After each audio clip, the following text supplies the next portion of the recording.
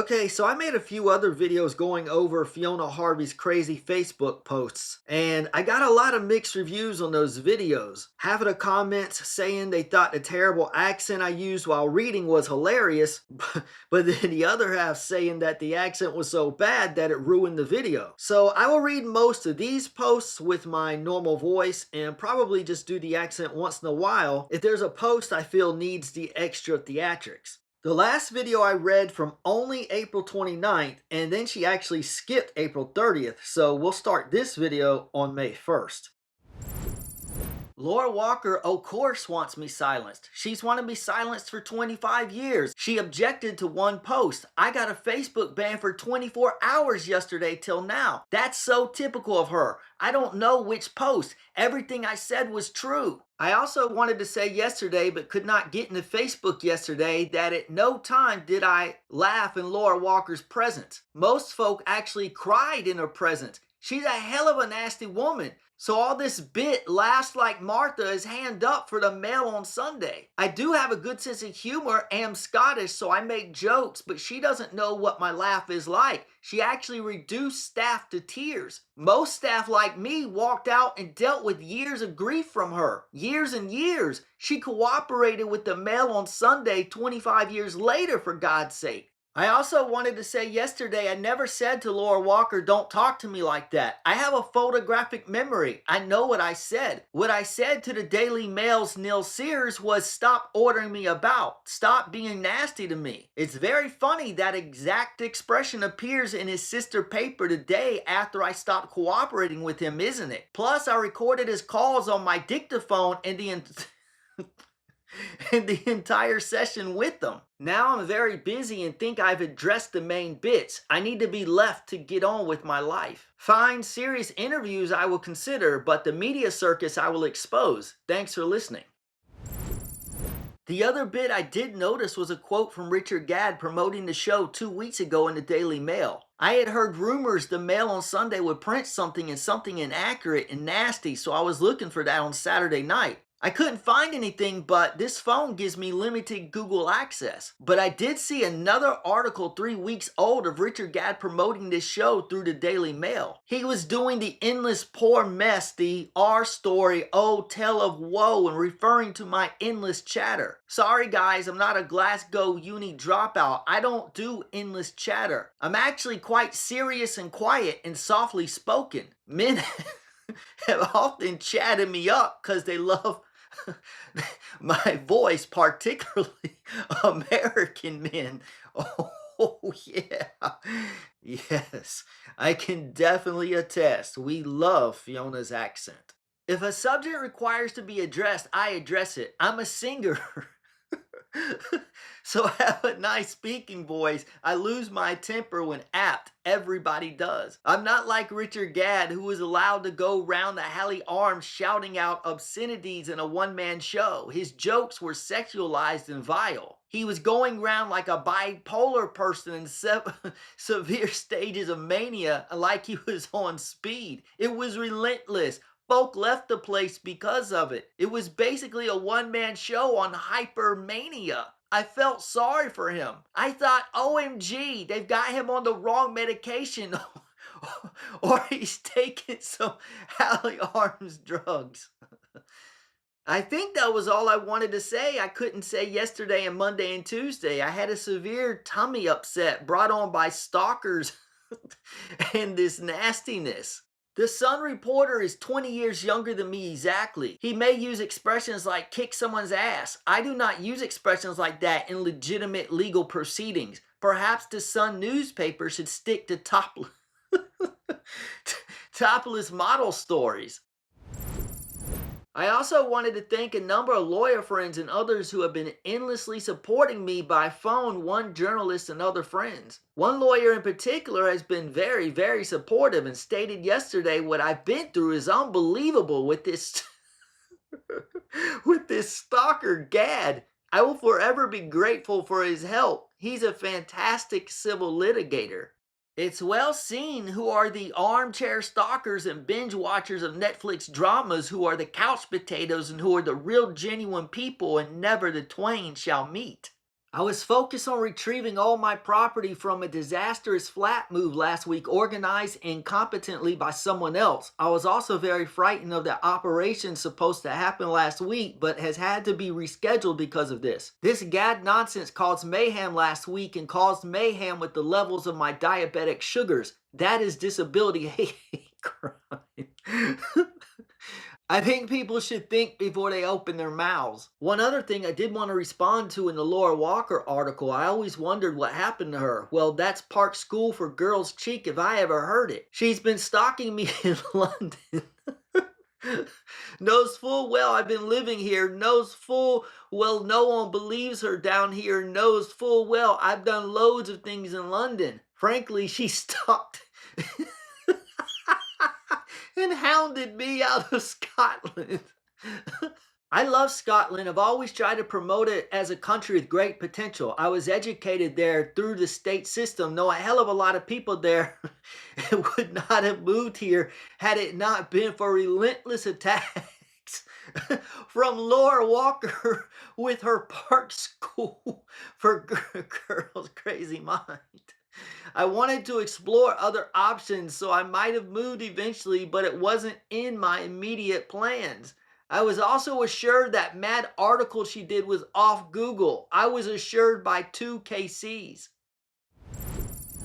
So you can imagine I was horrified. I'd moved country, was doing well, and everything in the garden was rosy. And I was told about 10 years ago, Richard Gadd had Googled up the Laura Walker article and was spreading it around Camden and Theater Loveyland. I didn't know he was going to write some bizarre show about it, i.e. the article plus hyperbole it. I was shell-shocked. He was so obsessed with me and spreading that stupid article around as fact. I have to declare my views on Park School for Girls in Glasgow Uni. Anyone I've ever heard of who went to Park School for Girls in Laurel Bank in Glasgow has turned to drugs, dropped out of, been a mouthy poor little rich girl. My experience of folk who went to other schools is not this. Walker, Gadd, and Yusuf went to Glasgow Uni. I have never been there. I have, however, experienced and read of other lawyers taking cases versus Glasgow Uni graduates and all faculties abusing folk. It is not a good uni, in my opinion. Yusuf went there, Sturgeon went there. It's not got a good track record. There are current legal cases pending versus Glasgow Uni. What happened to Laura Walker, we might ask? I've not seen her since 1998. Her firm went bust, her daddy's firm. She ran into the ground. 2 or 3 failed marriages. She went off to that bar doing a few fatal accident cases. She is an embarrassment to the faculty of advocates. I thought she'd already been kicked put or retired. I think she's 66. I'm not Googling it. I don't traditionally Google people up, and I don't want to hear any more of her or Richard Gadd's rantings. Okay, so that makes sense. Fiona is the one who doesn't want to hear people's rantings. Okay. So it's for everyone to make up their own mind who went where, isn't it? I'm going to make my lunch. Bye for now. I did issue a plea not to be harassed last week. That has worked well, hasn't it? LOL. Don't try phoning me when I'm having that operation. Hospital staff will call police. I would not be taking calls over meal times. That had to be explained to one persistent thirsty something journalist wanting a scoop twice. My phone is now going off at 5 at night. My main mobile has been going right round the media, not given them by me or anyone I know. I'll need to buy a new phone because people who are important to me can't get through. It's not fair on them or me. That woman claiming to be S-publicist left me 3 messages last night, all after 10:30, ranting and raving and shouting I should be paid for this. This is the one that sent me so many texts it clogged my phone. That is ridiculous. Now, I'm a normal type 1 diabetic. I need 3 meals a day at meal times. I need to bathe, eat, and sleep like a normal person. I'm not the property of the Daily Mail, random publicists, or anyone else. I do not live my life on a media circus as do many 2-bit celebrities do in London. And no, I'm not getting paid any of this. I have been approached by 2 legitimate broadcasters. Apparently other journalists knew about that this morning, not through me. One approached me at 7:30 Sunday night. We had just sat down to eat our dinner.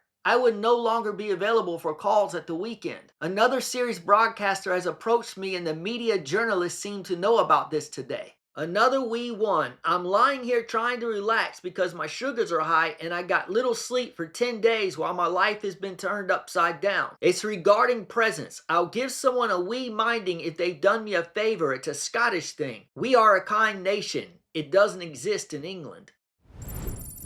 Laura Walker interviewed me on the famous Charles Rennie Macintosh bench. Everyone at L&L Lawrence was hired and fired on that bench. If benches could tell stories, she told me stories about other employees, how they had walked on, been fired. I said, one advocate now at KC likes you, so does his wife. I know them. I said, most people in the Glasgow Bar Association and other lawyers in Scotland are saying to avoid you like the plague. Oh, why? She said. I said, to be candid, they say you are a silly W. Or, I said, I'm just telling you what folk are saying.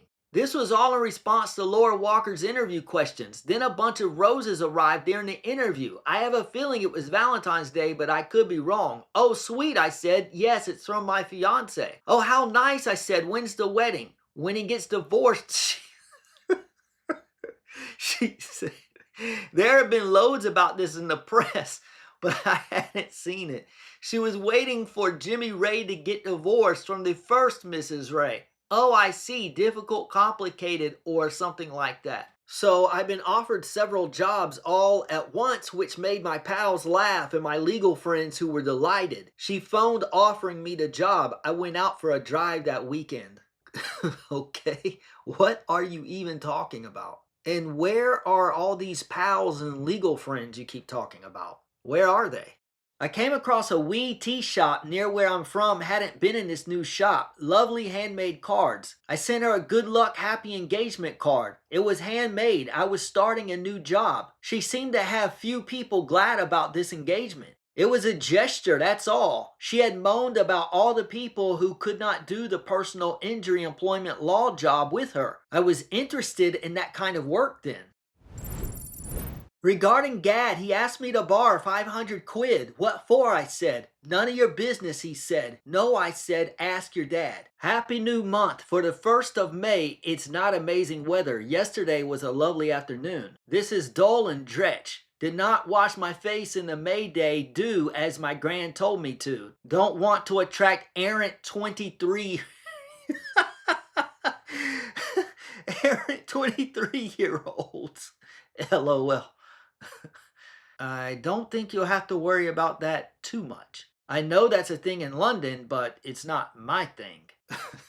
Okay. At no time had the Labour Party ever done anything for me. In fact, quite the reverse. Don't trust them folks. All talk, no action. It's the heir to the Blyar ND some daft wee lassies and laddates Starmer can boss about. Are the Tories still in chaos? England-wide, I don't know. The Tories have more educated folks standing. Both parties are stuck there with the same pool of money. Both have silly wee boys and girls standing in most seats. Labour have more kids standing. I have noted that. Everyone they have had no job and is working for a charity, and it's the Stepford Wives and Husbands Club. It's pretty poor. That's for the general. God knows who's standing at the locals. It'll be worse. Another thing really upsetting me is hoax publicists or English folk phoning me up not having a clue what they are doing. One phoned me twice last night, leaving big long messages full of the F words. She's been phoning me since Friday night after 10, telling me she's got this lawyer and he's free and will work on a contingency, no win, no fee, and sue everyone, IJFG site, and I need to get my FG head together and folk are FG abusing me. She's been told 5 times by me to email me her credentials if she is indeed genuine.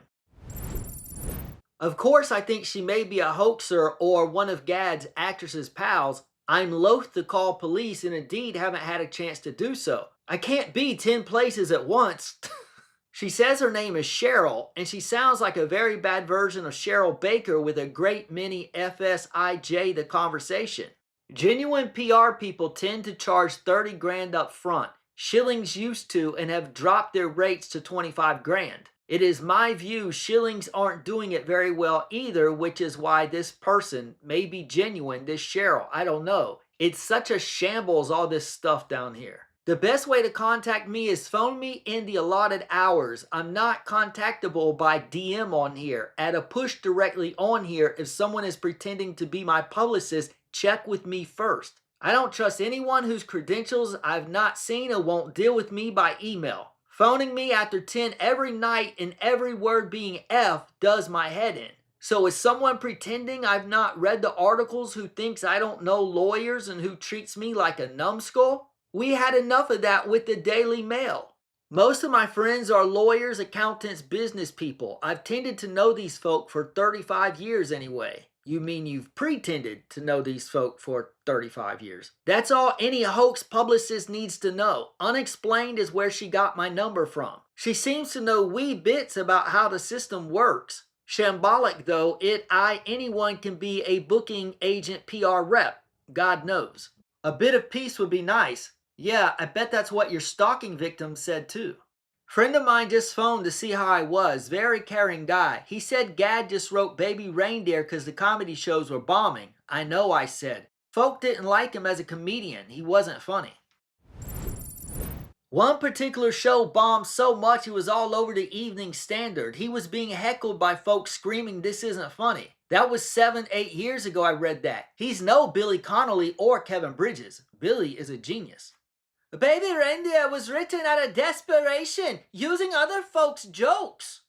I don't think Gad likes women. I recall another incident where Gad was very high and manic reciting one of Hamlet's soliloquies. Now, I hadn't heard it since higher English, but it sounded wrong, and I said, "Are you sure those are the words?" "Of course they're the words, you silly bitch," he ranted. Other staff looked on shocked. I was shocked. He doesn't like to be challenged by any woman. He was high as a kite that day. Gad just needs to get this PTSD sorted put and find himself a nice boyfriend and stop making up stories and stalking folk. Problem solved. There, I've just saved him a fortune in shrink bills. I aim to please.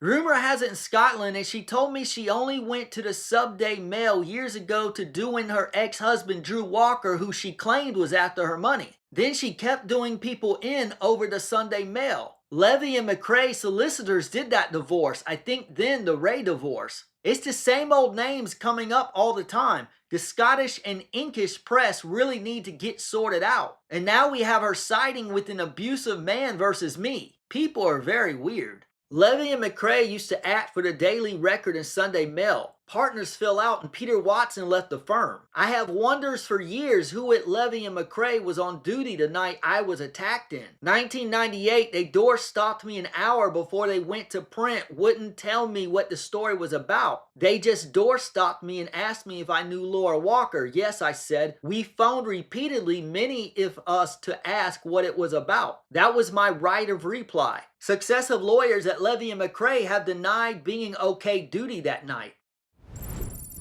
The Sunday Mail behaved atrociously in 1998, and I'm now going to get involved in groups to make the media not act like animals. Levy's son was a circus. Nothing got resolved. A few crap QCS making money. A total circus. 4 sets of lawyers used to act for the Sunday Mail the night I was attacked in 1998. Levy and McRae were on duty. The other firm said they wouldn't have allowed that to pass. It was defamatory, they said. Why did Levy and McRae then? I've never liked that firm or anyone working there. Some of these so-called media lawyers are very, very corrupt, both sides of the border. It requires to be disinfected. It stinks to high heaven. It makes me sick, actually, because it gets worse by the second.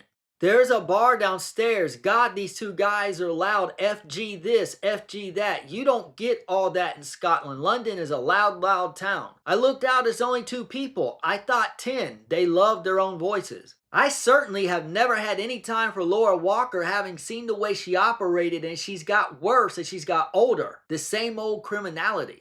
Don't know why Richard Gadd picked a big fat lump to play Martha. Jessica is trending just now, along with Britney Spears. Haven't read it. I was slim when I went to the Halley Arms years ago. I sprained my leg, so it wasn't my usual very thin, but I wasn't 60 stone like Jessica. I think it's a hating women thing, trying to portray her as an ogre like Misery the movie, that kind of thing. I see the bogus or real freelance publicist has not been in touch tonight. She calls or texts me at 10:30 p.m. usually with news for me 4 days late. Does my head in. Night night. Don't let the bed bugs bite, peeps.